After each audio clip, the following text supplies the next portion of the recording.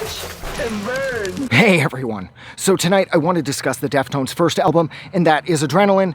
This was released, I think, on Maverick, which was Madonna's label. I think it's Maverick at least. This was released back in the mid-90s. I think this is probably 95, 96 when this bad boy came out. Now the most important thing that I have to say about this album is that this record doesn't really sound like anything the Deftones would do from this point forward. This record is kind of like a one-off in that regard. Found that from Around the Fur forward, they would alter their sound heavily. Aspects of their sound, of course, remain. This is the Deftones. This is how they sound here on this first album, but this record is a lot more aggressive. The songs are they're heavier, they're a little faster at times. And like I said, there's this sort of never-ending sense of anger that permeates each track. Now that has to be Ross Robinson's influence. He was like the mega hot nu metal producer at this point. He produced Limp Bizkit's first one, he did Slipknot's first one, he did the Deftones' first one. He did Korn, he worked with Korn. And it does seem that all of Ross Robinson's records do have a greater sense of aggression at play. So that's why with the Deftones' first one here, Adrenaline from 95, I'm not really surprised that that's how this turned out. It's disappointing because all my friends were like, dude, the Deftones have a new record out, and it was Around the Fur, and they bought it up and they loved it. And I was like, yeah, but there's no like Engine Number 9, or there's no fucking Birthmark, there's no 7 words. I'm like the end of Birthmark is amazing. Like it gets so hard and fast-ish, which the Deftones are not known for. So I thought that was really exciting too. But I don't know, I love this record because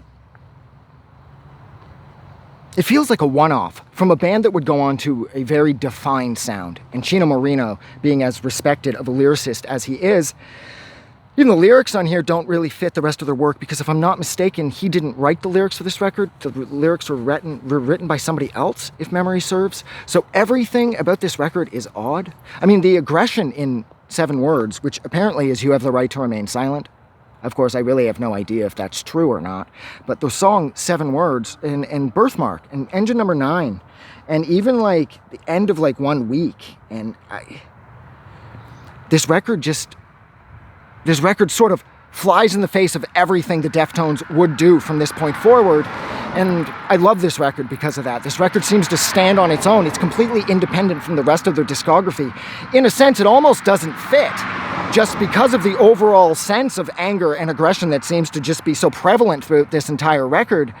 It seems like everything that they would do from this point forward would be a lot more subdued and a little more sleepy.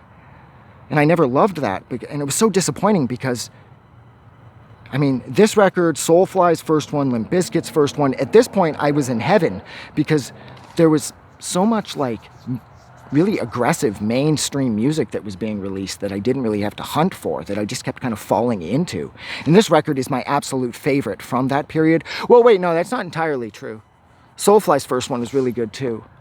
It's hard to say which one's my favorite. It's either this or Soulfly's first one. I can't really tell. I like the overall attitude of this, and I like how this record, like the cover's very white, and that's kind of the vibe I get from this record. It's like I'm sort of being hit with a blast of light that I can't seem to control, and there's these incredibly catchy songs playing at the same time as I can't see.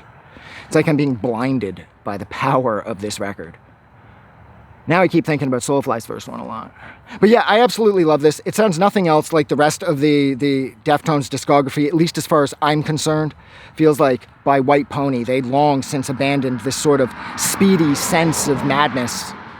But look, I am going to go. So thank you so much for hanging out with me for a little over 4 minutes while I attempted to say something intelligent about the Deftones' first album, Adrenaline, that came out way back in 1995. Like always, if you like this review, don't forget to do something nice for somebody. But please, most importantly, don't forget that the world is a better place because you are in it. I'm going to go. Have a good night.